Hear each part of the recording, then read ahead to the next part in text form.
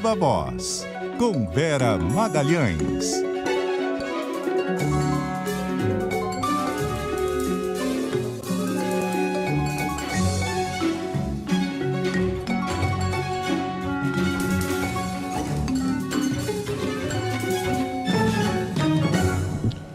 Viva a Voz, Vera Magalhães, 6h03, uma boa noite para você nesta sexta-feira. Boa noite, Bocardi, boa noite, Carol, todo mundo que nos ouve e nos assiste. Oi, Vera.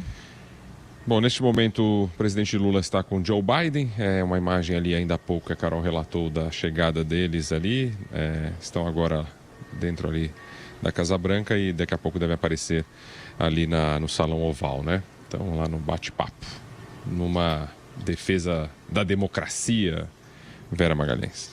É isso, Bocardi, encontro bilateral dos dois, né, no Salão Oval da Casa Branca, primeira vez do Lula com Biden nessa circunstância.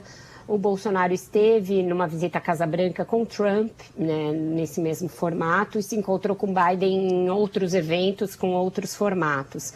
É uma retomada, tem esse caráter simbólico de uma retomada das negociações e das relações mais próximas entre Brasil e Estados Unidos, e aquelas coisas que a gente falava aqui ontem, que seriam os consensos mais viáveis nessa viagem, já foram alinhavadas previamente ao encontro efetivo dos dois pelas equipes precursoras, pelos assessores especiais, os altos assessores dos dois lados. E aí vai ser divulgada uma declaração conjunta dos dois presidentes com alguns compromissos, e alguns dos principais deles dizem respeito justamente àqueles dois principais pontos que eu falei que eram os pontos de consenso entre eles: a defesa da democracia e o combate, condenação veemente a todas as formas de extremismo, e a ideia de que sim, os Estados Unidos vão contribuir para o Fundo Amazônia, ainda que a forma e os valores estejam ainda em discussão, venham a ser anunciados no futuro, mas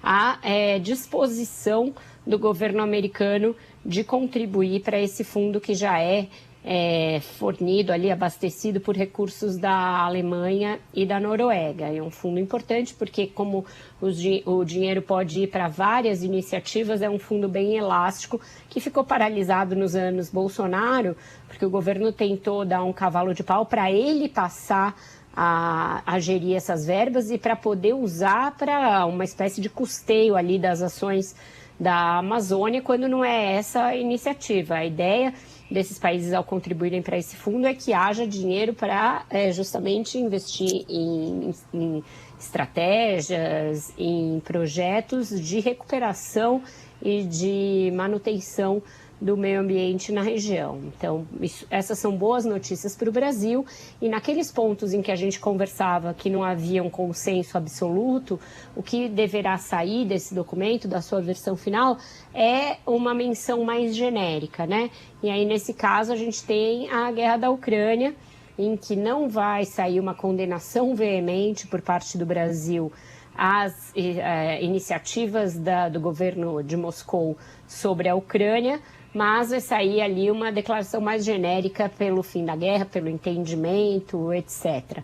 Então, uma viagem que, se for esse mesmo o saldo, bastante positivo para o Lula, nessa ideia dele de se mostrar como um líder mais amplo, mais plural, mais bem aceito no mundo, mais respeitado do que era o Bolsonaro, e de mostrar que com ele o Brasil voltou ao xadrez internacional, como ele já falou em várias ocasiões em que teve a oportunidade de servir a isso, quando esteve na Argentina, quando esteve na COP, nas vezes em que já esteve fora do país como presidente eleito ou como presidente já empossado. Lula sempre busca dar esse caráter de retomada do protagonismo do Brasil como um player, seja em termos aqui de liderança no continente sul-americano, seja em relação aos países mais desenvolvidos do mundo. Os Estados Unidos também vão fazer um aceno ao Brasil, citando nesse documento a ideia de ampliação do Conselho de Segurança da ONU, que é uma pauta antiquíssima do Brasil e que vai estar na declaração conjunta dos dois países. Então, a gente vê, por parte do governo Biden, uma extrema boa vontade com o governo brasileiro e um interesse da parte dos Estados Unidos de estreitar essas relações que ficaram ali estremecidas no governo Bolsonaro pelo fato de que Bolsonaro tinha sido um defensor ferrenho do Donald Trump, chegou a demorar bastante para reconhecer a vitória do Biden, a pôr em dúvida a lisura das eleições, como fez, aliás, com as nossas próprias eleições, não condenou veementemente a invasão do Capitólio. Então, isso fez com que, quando os dois se encontravam, sempre houvesse uma certa saia justa. E a ideia dos Estados Unidos é mostrar que também da parte de Washington se virou essa página e agora o Brasil volta a ser um aliado preferencial. Aliás, Vera, a gente falou que durante a semana, né, que a presença do Bolsonaro nos Estados Unidos e de outros bolsonaristas por lá não deveria ser exatamente uma agenda na conversa entre Lula e Joe Biden, mas ele foi indagado sobre isso na entrevista que concedeu à jornalista Christiane Amanpour sobre a presença de Bolsonaro. Diz que a extradição dele depende dos tribunais, né?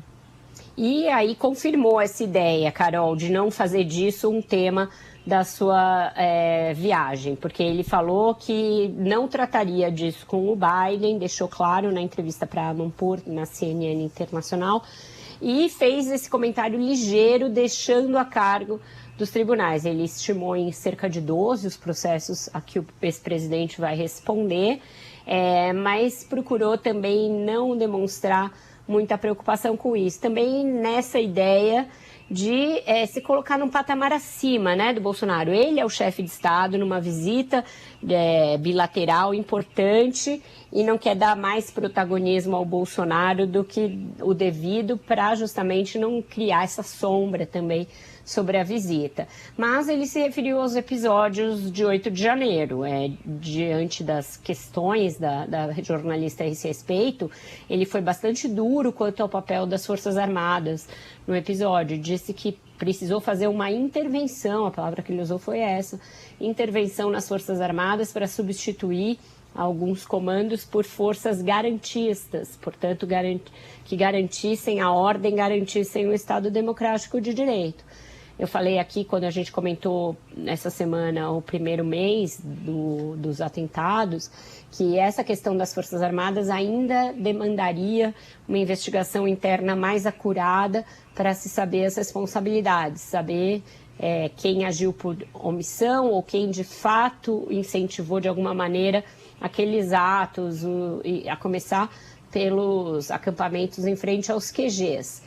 Isso ainda vai ser tratado, mas o Lula deixou claro que é uma questão bastante sensível ao se referir nesse tom muito duro ao papel que as Forças Armadas tiveram no episódio. Então, a gente ainda vai ter muitos desdobramentos disso. Com relação a Bolsonaro, a ministra Carmen Lúcia do STF mandou para a primeira instância 7 pedidos para investigar Bolsonaro, que perdeu o foro, agora vai para a primeira instância, né? Exato, Bocardi. São vários pedidos ali feitos entre o dia 7 de setembro e as eleições ali. Dizem respeito, a maioria deles, a declarações do presidente contra os próprios ministros do Supremo, do então presidente, contra os próprios ministros do Supremo e contra as urnas eletrônicas. São vários pedidos feitos por partidos políticos, por entidades de juízes e representativas da magistratura, e a Carmen Lúcia seguiu o rito que é o padrão, porque pela nova definição do Supremo sobre o foro privilegiado, ele se extingue quando a pessoa deixa o cargo, tanto para atos cometidos no cargo, quanto para atos anteriores ao cargo que ele ocupava por último. Então, os novos processos do Bolsonaro descem e também deverão descer para a primeira instância os processos que ele já tinha quando foi eleito presidente e que ficaram congelados por esses 4 anos, porque um presidente não pode responder durante o mandato por eventuais crimes cometidos antes dele ser eleito presidente da República. Então, aquele processo por machismo e misoginia contra a deputada Maria do Rosário, por exemplo, também deverá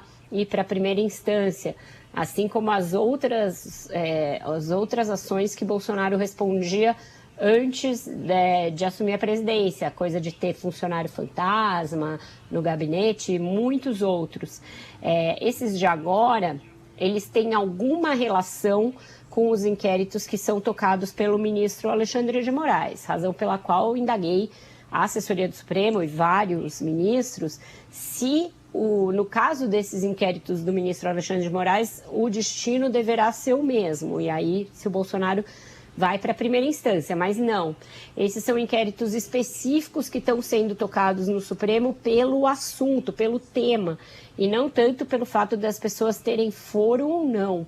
E aí a tendência é que eles sejam mantidos com o ministro Alexandre de Moraes e que mesmo todas as pessoas que não têm foro, os que invadiram o Congresso, o Supremo e tudo mais naquele dia, que tudo isso continue sendo julgado no Supremo Tribunal Federal. Vai dar polêmica, vai ter recurso, muita gente querendo espalhar isso pelas varas de primeira instância Brasil afora, mas o entendimento do Supremo é que, como se tratou ali de um atentado ao próprio Estado Democrático de Direito, isso tem que se manter no Supremo. Assim como o inquérito original ali das fake news também deverá continuar no Supremo com todos os seus réus, eventuais réus, colocados nesse guarda-chuva lá no Supremo. Não é por outra razão, né? Tem esse monte de processo em várias instâncias, por isso que Bolsonaro demandou que o PL pague os seus advogados, pague a sua defesa no tempo em que ele responder a esses inquéritos. O que não vai faltar é trabalho. Vamos com a música? Vamos com a música. Hoje o nosso programa é mais curtinho. Pessoal, hoje teve um episódio desses que são lamentáveis, até pelo que eles têm de cômicos, né? O governador de Minas Gerais, Romeu Zema, participou de um podcast na cidade de Divinópolis, em Minas Gerais, e depois da conversa foi presenteado pelo apresentador do podcast com um livro da poeta Adélia Prado. E aí ele demonstrou não saber quem é a Adélia Prado. Ele diz, ela trabalha aqui, obrigada, eu vou fazer bom uso disso. E isso viralizou nas redes sociais e, enfim, virou aí um meme. Um governador é obrigado a conhecer todos os escritores brasileiros? Certamente não. Porém, a Adélia Prado é uma das maiores poetas brasileiras, é também mineira. E aí ficou como realmente uma bola fora do governador e um sinal de que realmente as novas gerações de políticos não têm a cultura como uma prioridade, como um bem a ser zelado e que eles entendem ser necessário que eles próprios cultivem e cultuem. Então foi realmente um episódio bastante triste. E fica aí uma música que fala da importância da cultura, que vale para governantes e para todos nós. E ele, eu estava tentando lembrar e puxar aqui, porque eu lembro de ter visto já postagens dele com os filhos e falando de livros que os filhos estão lendo, que gosta de ficar em casa com os livros e tal. Aí fui tentar fazer um busca, ele tem aqui umas informações dele falando dos hábitos de leitura e estudo em casa junto com os filhos e tal. Ele tem essa relação aí com os livros, pelo menos demonstra. E foi até a razão que o apresentador falou para eles terem decidido dar um livro de presente a ele. Ele diz, o senhor sempre posta foto com um livro, e aí... então tá aí, ó. O senhor que lê muito. Ele deu essa rata, foi meio feio, uma bola fora. E fica aí como um aviso para todos os governantes de que a gente precisa valorizar os nossos grandes nomes, né, da literatura. Vamos para a música. Você tem sede de quê? Você tem fome de quê?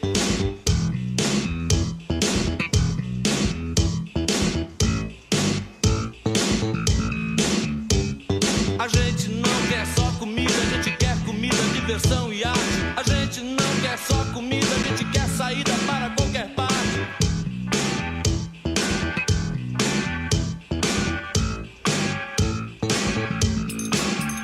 É isso aí, Viva Voz. Um ótimo final de semana para você, viu? Para vocês também. Até segunda-feira, gente. Beijo, Vera. Vera Magalhães, Viva Voz, 18